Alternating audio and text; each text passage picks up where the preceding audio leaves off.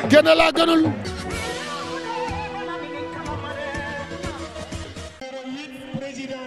li xew doy na waar tey. waaye groupe 1 bi nga xam ne ñoo war a daw. coow li bari na. coow li bari na gis naa expert bu Omar Bawo Senior. waaye Babacar Mar expert gi noonu duñu romb. numéro 8 Babacar Mar. waaye xoolal Tidiane. waaye xoolal Tidiane. xoolal Tidiane. expert comptable ngi noonu.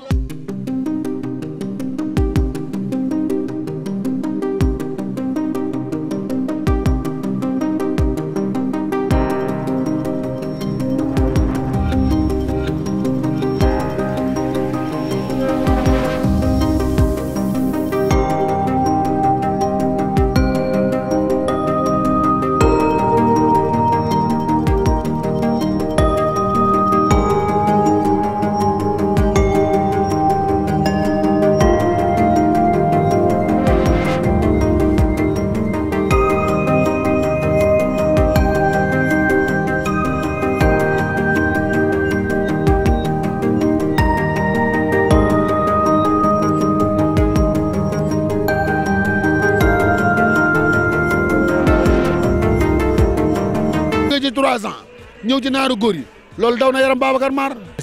numéro 2 baa ngi noonu dañu romb Babacar Mar cey naaru góor yi tey. mais gile tey groupe 1 bi lan nga ci mën a wax.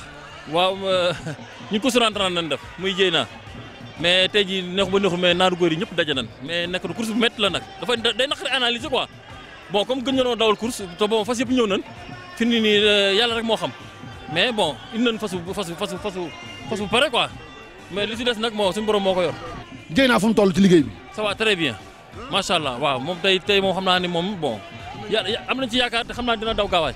tey lan nga mën a wax ci naaru góor yi. ah mais naaru góor yi course bi nar a neex na rek moom la course boo xamante ne moom la ñëpp doon préparé di ko xaar mu nekk deuxième journée bi fas yi wax ñu ay champion rek ñu daje fi ñu ñaari yàlla defal ñu si ndam. tey nga dawal si ñaari fas Baye Massamba Diouf. muy Ngoné Latyr ak Maguette Diop. ban man xeet jàngi daw leen ngeen indi tey. préparé ni ñu leen war a préparé. conseil booy li ñu leen war a conseil di ñëw rek daal xool li yàlla di def. da nga jàpp daal Maguette moom comme pousse de rentrée lay def dafa ñëw pousse. damay daw première 2. damay raw. fi mu toll nii 14 partants lañ yoo xam ne nii ku ci ne mën ngaa raw sa morom mais nag ça dépend ci ñenn ñi nga xam ne noonu la ñuy doxee ndax tey boo dee expert mi nga tudd léegi daaw mu ngi woon 3 ans mu ñëw groupe 1 tey war a dëggal boppam ñëpp di ko xaar rek ndax bi mu dugg see léegi gis nga affluence bi ni mu demee ndax daaw dafa def 12 sorties am 9 victoires moromam musu ko raw course yi mu dawandoog yeneen ay magam boo xoolee benn bi mooy 5e renaissance bi ak chef de l'état jotul am xaalis mais am na lu mu ci joué ñu defar ko tey muy première sortie am muy ñëw mais tamit mu fi fekk si le favori Auguste mi nga xam ne keroog moo amoon 2e ndax à l'absence de Doumayen tey Auguste moom mooy le favori mais mu fi fekk si yeneen ndaanaan yoo xam ne nii l'autre fois wane woon sañ bopp wala sax mën nañ ni muy ànd ak tey ay compagnon ku ci mel ni Dalinkoor moom expert di ànd ak Darou Khoudoss di ànd ak Lat Fatim di ànd ak Chalimar mais tamit du côté de l'écurie Cuuc tey ku mel ni Medina def si na rentrée Medina boo ko waxee daaw moo raw 9e journée bari na lu muy def loo xam ne nii ci course kenn du ko fàtte waaye maa ngi seen fas yi ñu ngi ci yoon wi. bu ñuy wax fas naaru góor a tax du sol mbubb du sol tubéy fu mu gën nuyoo ko gis nga yi fas marqué nañ seen empreinte ci bi ñuy 2 ans marqué ko ci bi ñuy 3 ans marqué ko nag ñi nga xamante ni dañoo def départ volontaire. mais Cheikh lan moo tax ñu ne naaru góor bu jant bi la nga lay daw. parce que tubarkalla loolu la miin. day pawum Samba Linguère ñu jagleel ko Samba Linguère ndax ñoom tubarkalla bu njëkk ñu daan ànd ak buur yi di xeex ñu daan ànd ak buur yi di xare ñu daan ànd ak waliyu ñu daan ànd ak yonent yi. mais lan moo tax naaru góor yi bu ñu dawee pare daanaka course bi jeex. mais parce que fa la fas yam naaru góor kay fa la fas yam tubarkalla muy loo xamante ni tubarkalla kenn du ko ku yeex nag doo seetaan course bi de dap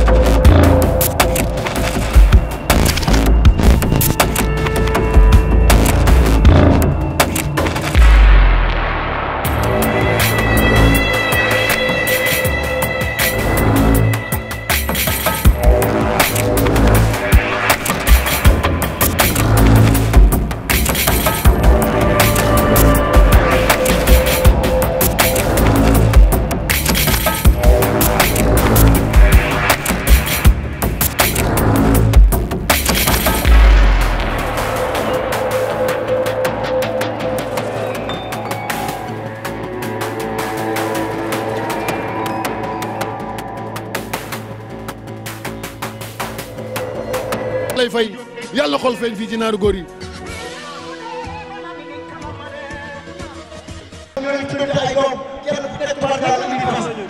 gaa yi jóg nañu.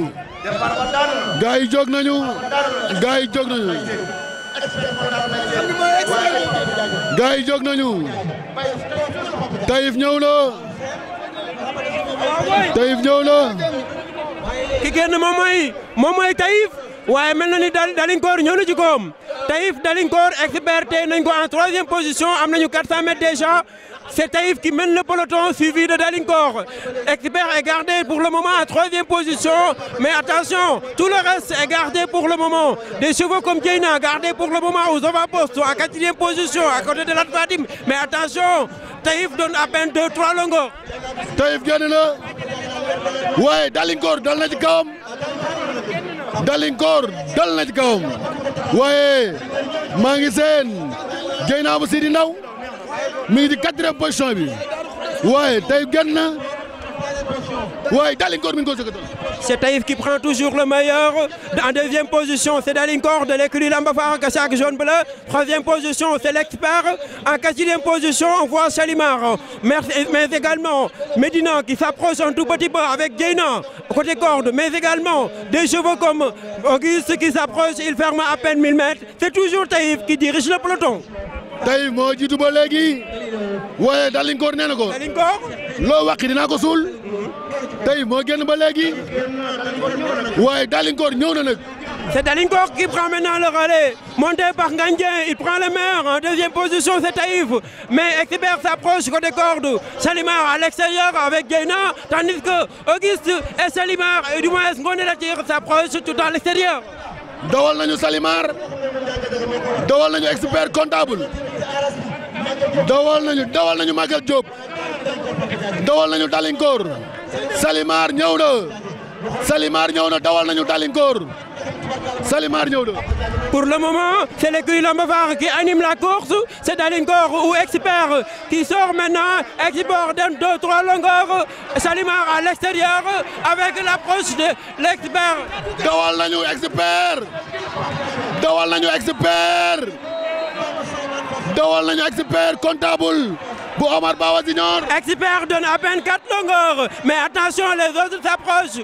Des chevaux comme Dieyna s'approchent. Dieyna s'approche en 2e position. Expert donne un écart considérable. dawal nañu Dieyna. dawal nañu Ngoné Latyr. dawal nañu Expert.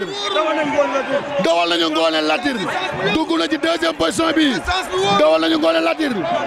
mi ngi 2e position bi. dawal nañu Ngoné Latyr. may ma arrivé xaaral ñu dawal nañu Expert.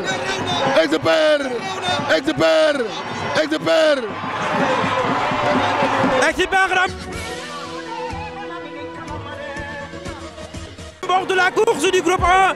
Deuxième.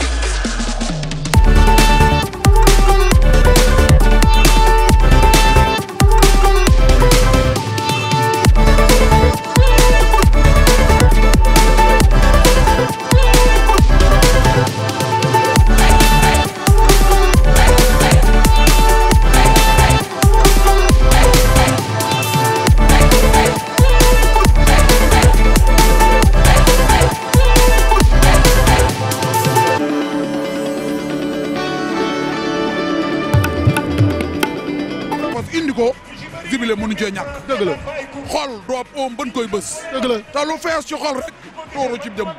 tey li mu def Fallou mu def tey xam nga tey waxtaan dafa am te Adama Bao day nit koo xamante ni daa xam fas yi tey li mu jox gars yi nee na Fallou toog expert jël la bee tey.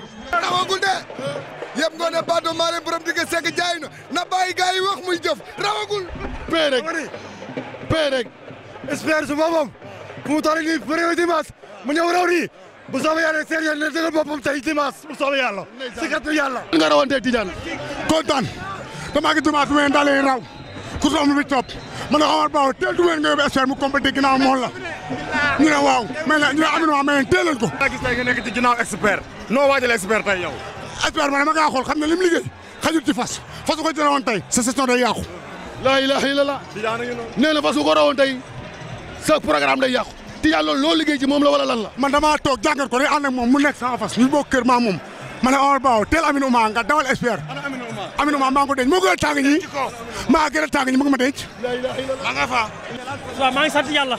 di sant maa ngi sant sëñ Mountakha Mbacké bu baax a baax di sant sama père di sant waa Diourbel képp victoire may naa ko bàyyi ba Kole Bao ak Bàcci Diop ndax sama expert ñoon